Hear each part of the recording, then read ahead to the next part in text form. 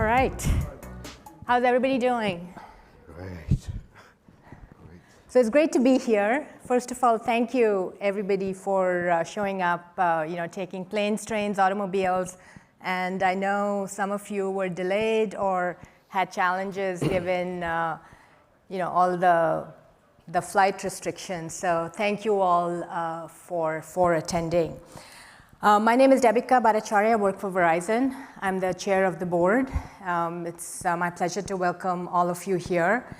And as Stan mentioned, there's been a lot of changes, changes in our industry with the unprecedented growth of AI. I think we can all say, even those of us who've been in the industry for a very long time can say that the changes in AI have been like nothing we've seen before, along with changes in NAS and just the industry in general. And on top of that, we've had changes within our own organization as well. We went from MEF to Mplify, which has been very exciting. And we've also, as Stan mentioned, had a leadership change. So Nan, I see you here. Thank you for everything you've done.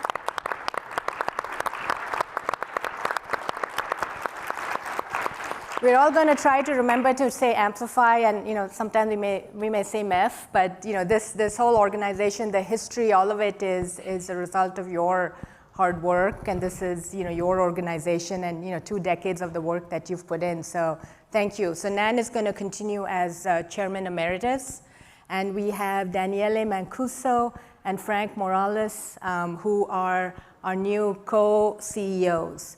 And we'll talk to Daniele and Mancuso a little bit, but I did want all of you to know that both of them are doing double duty.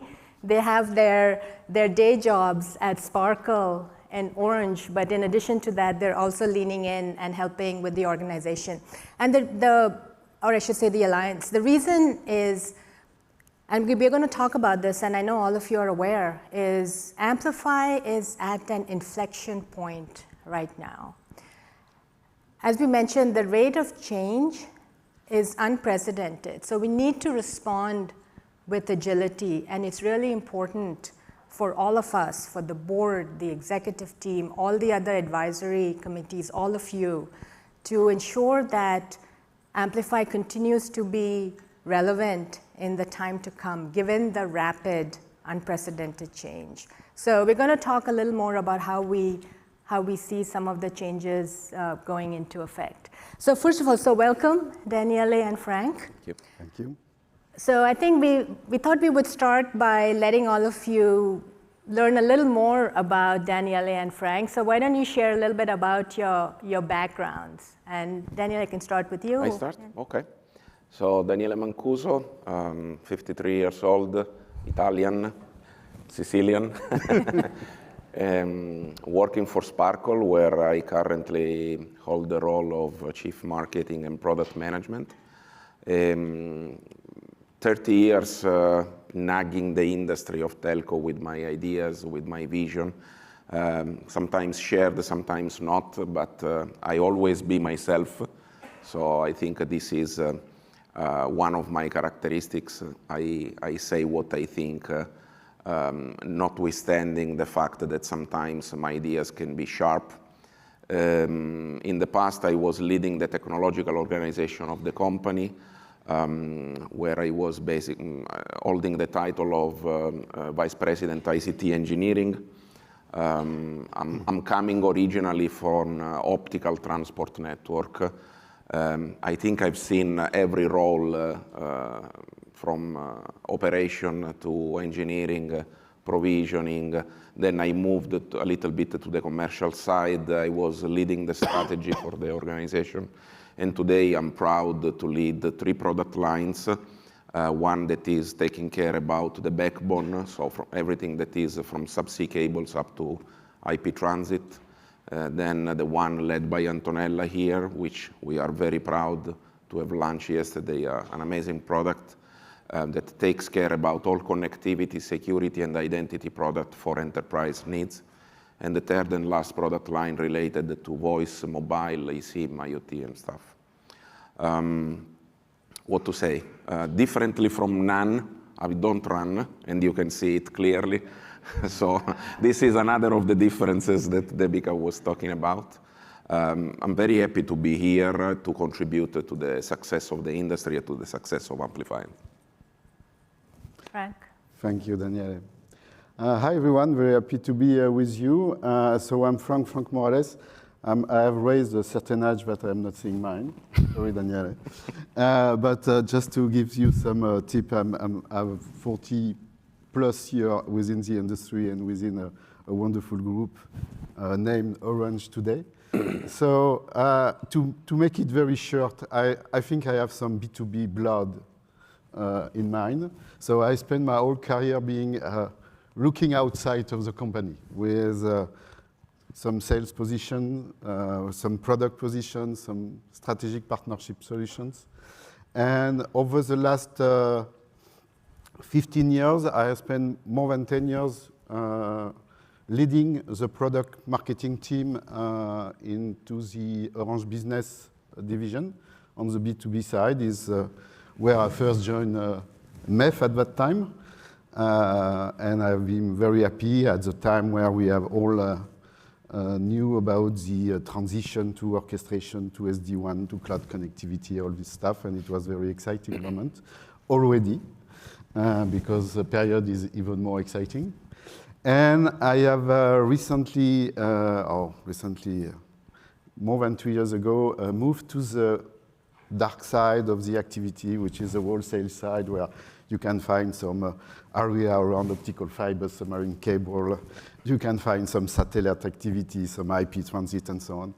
So very exciting moment, because as you were saying, Debika, I think the whole industry is moving at a pace that we have never seen before. And so I'm more than exciting and proud to take and to step into that role after the wonderful work made by Nan and the whole team, I think the board and all that we have created with the technology advisory board, the CEO advisory board, the ALC, and the executive team and all the team. I think it's very nice to continue a journey and to do this inflection point because the industry is requiring that Mplify, who has been quite an innovative industry body within the industry, with now the industry focusing on all these elements about orchestration, API, automation, and so on. We definitely need to continue leading the game. And I think the B2B has, within a company like Orange, but I think also within the industry, the B2B side is always a bit ahead because that's what businesses are expecting from us. So let's continue the journey. I'm more than happy to step in. Yeah, so thank you. I guess the one piece Daniele and Franck didn't share is I think Daniele is now drinking French wine and Franck is drinking Italian wine. So yeah. You know, that's a change as well. So as co-CEOs, like how do you see the vision of what this role brings that we didn't have before? Either one of you can start. Yeah, I can start. Please. Yeah. I think an important point is we are in a moment where, and you all know that within your company, we have to take the right decision and to execute them very rapidly.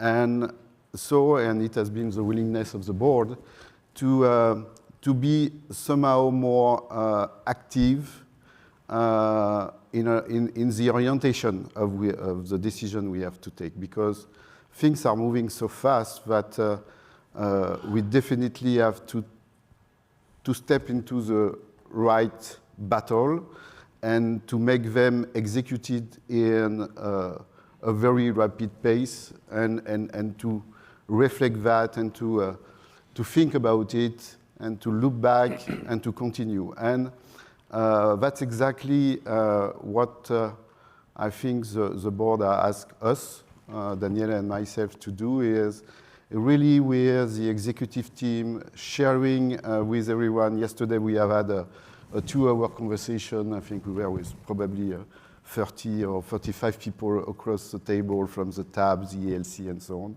sharing on the amazing work that has done Pascal on AI in order to say, okay, AI is a big topic. There is a lot of area where we can jump in.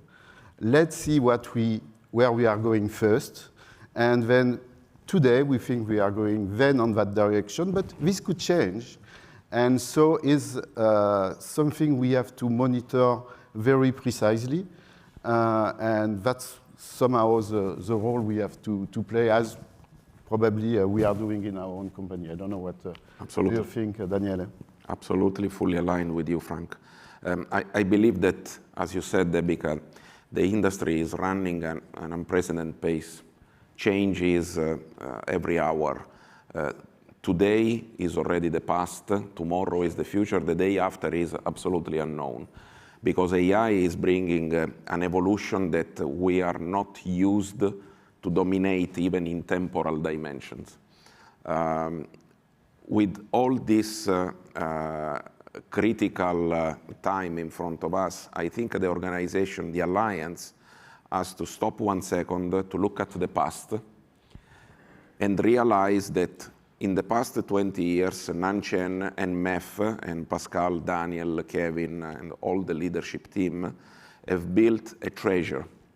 We have assets that today we still market as premium relevant in the market. Today, Pascal and Daniel will explain how the good old carrier Ethernet, together with fibers, wavelengths, spectrum, is an absolute star of the AI world. Carrier Ethernet with the AI profile will be one of the main transport streams, transport links that will be used by AI workflows.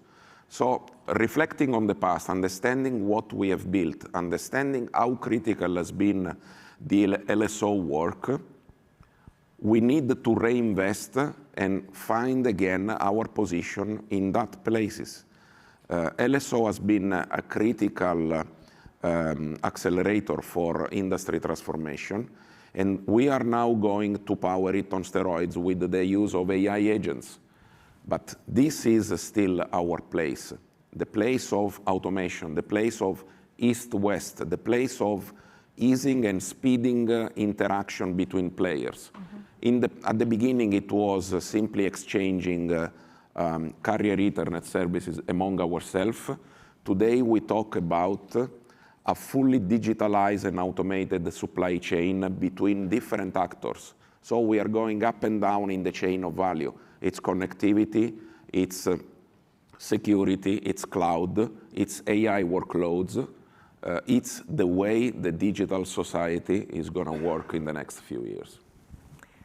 Yeah, and as both of you mentioned, we've been having a lot of discussions, and especially yesterday, we had a really good board meeting where all of us leaned in, and what we're going to start doing is be much more hands-on and have a much stronger perspective around the strategic direction of Mplify, as well as the financial and operational governance that's needed to get us to that point. And one of the things that, and as Pascal's going to talk about, one of the things we really focused on yesterday was, Daniele, as you said, with so much going on, with so much funding going into the AI ecosystem, it's really important for us in Mplify to have clarity around what it is that we are going to focus on and really reuse and rely on the richness of the assets we have in place. So when you hear Pascal, we're really going to build on the assets that were there, because as we all know, networks are the lifeblood of the AI ecosystem to be able to provide that connectivity. And using the assets we have, we can now build that and use the LSO assets for AI workloads. So that is just a tremendous advantage that we're all sitting on, the treasure trove that that you mentioned that Nan and others have built. One of the things I wanted to also ask both of you is one of the interesting things about MEF and now Mplify is we have an interesting mix of participants. We have service providers, we have technology vendors, we have software and automation developers, we have systems integrators. This is, and more. This is a very, and as part of this, Sunil has the enterprise customers. So this is an interesting mix of this ecosystem. Any comments on how having this diversity of participants is going to be to our benefit? Maybe I think that when we are speaking about NAS, finally, NAS it's a business platform. And when you think about doing a business platform, I think there are two main elements. The first one is, on the model side, is a wholesale model, is the reason why I moved to wholesale. Bravo. Thank you. But the second element is the openness. And you can't do on your own. You can't do on your own for different reasons. You can't do on your own because the technology is moving very fast. You can do on your own because there are very nice vendors, technology providers that are doing one specific piece of the digital value chain, as you mentioned, Daniele, that you cannot afford to try to do the same or to replicate. So you need to integrate that. So this openness, and on the service provider standpoint, you need local loop providers, you need complementary backbone solution, you need on the security piece also to integrate that. And is only by combining all this ecosystem that you can, at the end of the day, make sure that what the telecom industry is meant to be is serving the society and the digital society. And the digital society is moving so fast into what you mentioned is a digital first, and maybe now AI first economy, AI first type of things, changing, I would say, everything on the way to interact, on the way to do business. It changes processes, it changes expertise, it changes user experience. And just think about what agentic AI will bring into the table, into all these changes. So I think right from the beginning, what MEF did and what Mplify is continuing to bring all this ecosystem, for me, it's the only way to succeed into building this digital value chain globally for the best of society. Yeah, building on top of what Franck is saying, I think the richness of this ecosystem is also allowing us to see the full space of the digital world. If you think about how this digital supply chain lives, there is one common element, which is software. Networks today are built on software. Security stuff, cloud, AI, everything is based on software. And with the advent of AI, software is something that all actors are able somehow to dominate. Service providers to a certain perspective, but everybody now is working on software. And therefore, in order to let the industry survive and scale, the richness of the ecosystem is fundamental, because if we don't have together with us, I mean, the board is mainly service providers, but the intersection between board, technology advisor, enterprise customers allow us really to dominate the end-to-end and the variation that the software allow us to do. So today, service providers scale up a little bit. We are launching software-based products. Technology vendors are entering the space of the service providers. Hyperscalers are everywhere. We need to talk and discuss in order to understand where the industry is going. What is the place of the telcos? What is the place of the hyperscaler? What is the place of the technology vendors? And what is the place of Mplify? Yeah, and that's why at GNE, it's really valuable to have the variety of industries, variety of perspectives. So I hope all of you get the opportunity to interact with others, in the ecosystem. As Franck and Daniele said, for us to be successful, we all need to be working well together. So we're almost out of time, but just final question. So where do you see this, with both of you, stepping in? Once again, thank you for being co-CEOs. Any final words, before we wrap, as we get towards the end of the year, and then start looking into 2026? I think it's important. These 2 days there, we have a clear vision on where we have to go. We will build from that. I'm very excited about all this work ahead of us, working with you all, and of course, learning from you, listening from you. That will be the motto of these 2 days.